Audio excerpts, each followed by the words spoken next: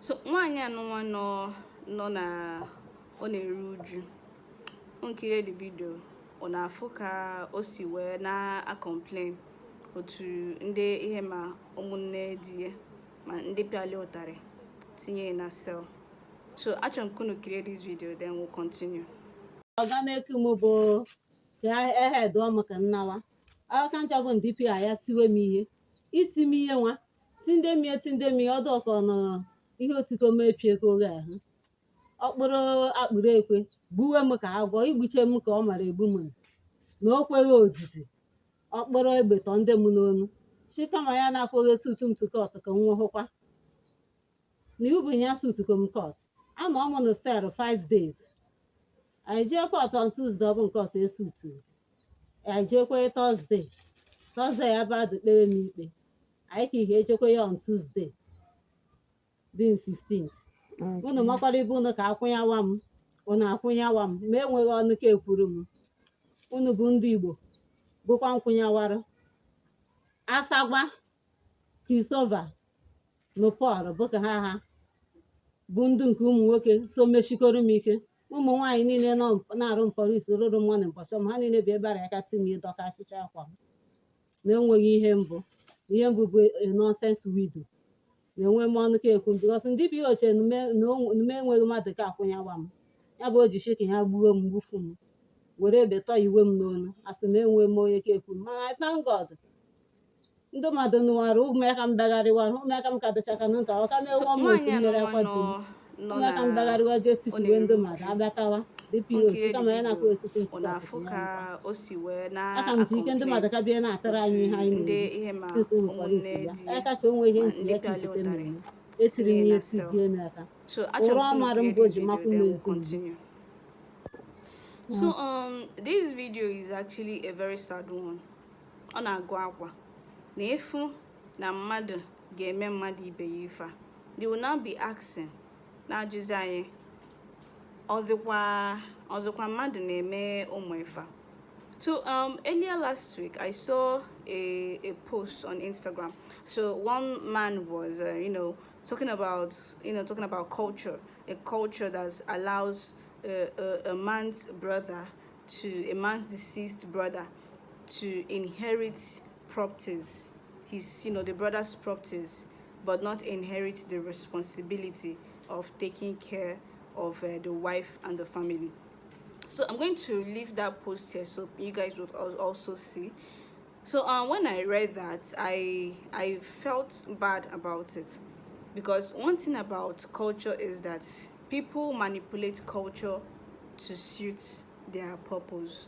Now everything I interpret, every cultural aspect of culture, so every culture that I give, I like a support here with so onwere inu ndị be anyị nwe asị gị nwa mmadụ emebu na nwa mmụọ emebu na nwa mmadụ.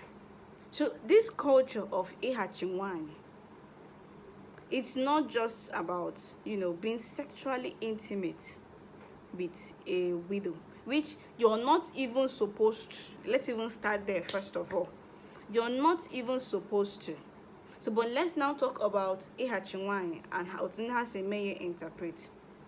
You as the brother, you as the family, whoever, it's not your place to take that property without taking care of the woman and the entire everything, whether every child that she has born, whether boy or girl. Your responsibility, the reason why you're taking those properties is because you're supposed to use whatever property that your brother has or had to take care of his family. Or it's not a situation where you pick all those properties and now abandon the wife and the children. Now this thing is actually something I'm still going to push forward and research about it, so we need to understand all those things. Now let's look at how the times have changed. Women now are now being more involved in family life. Women now work, women also take care of the home. So it's now no longer a respectable culture that people would now go and steal another man's property without performing the necessary function.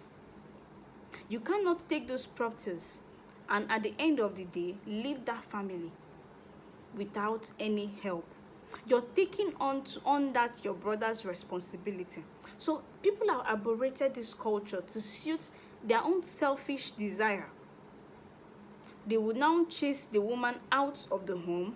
When they now chase the woman out of the home, ha nochizienu ezonya wanam obagalizienu take his over that property without even doing what he's meant to do.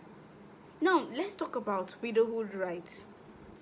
Widowhood rights, we need to understand the reason why our ancestors put these kinds of things. In those days in the Bible, they will tell you that if you commit a sin against God, you would, put ash on your head, sit down on the floor, and you wail and all those things.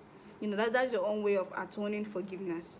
Now, in Igbo culture, in Igbo spirituality, a woman barbing her hair is more like a sign of respect.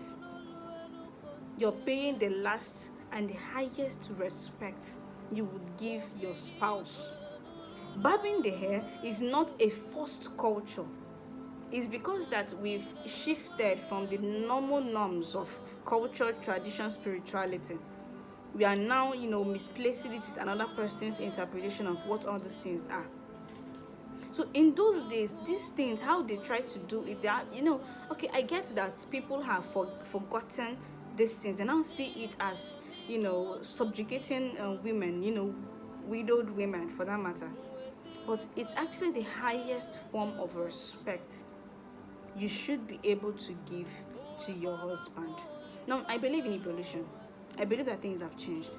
That's why if we have to necessarily continue this culture, there is a need to educate people on the reasons for it. We need to know why.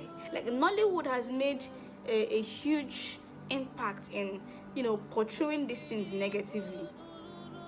They will give you whether forcing the woman to sit down. But assuming they made movies explaining why they are doing this, they will tell you,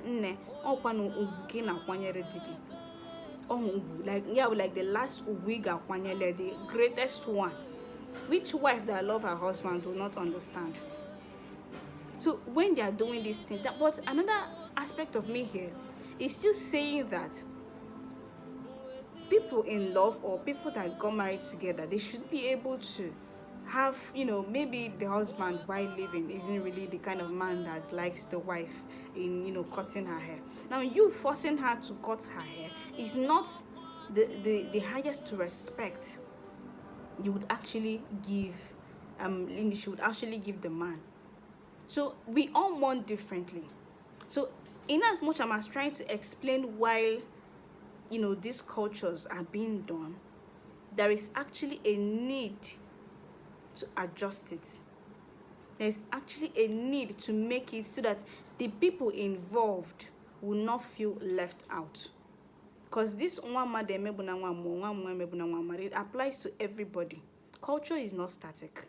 Culture is ever evolving. So as Igbo, as Igbo people, we should be able to find alternative ways to make sure that because a grieving woman is already torn in pieces. And if you make her situation worse by, forcefully cutting that hair, you're making her issues worse for her. So you have to, calmly explain it to her. Tell her the reasons why. Now, the problem here is that many people don't even know the reason why they do all those things, the reason why they cut the hair. So you cannot teach people, or you cannot tell somebody else what you don't even know. So I'm going to be stopping this video here, and I hope we do better as a people. I hope we do better. We try to handle these things better. We try to handle them well, because for men that are actually taking people's or their brother's property in the name of omenanibo or nkuchinwani, do it right. And if she doesn't want, back off. If she doesn't want you to do it, back off.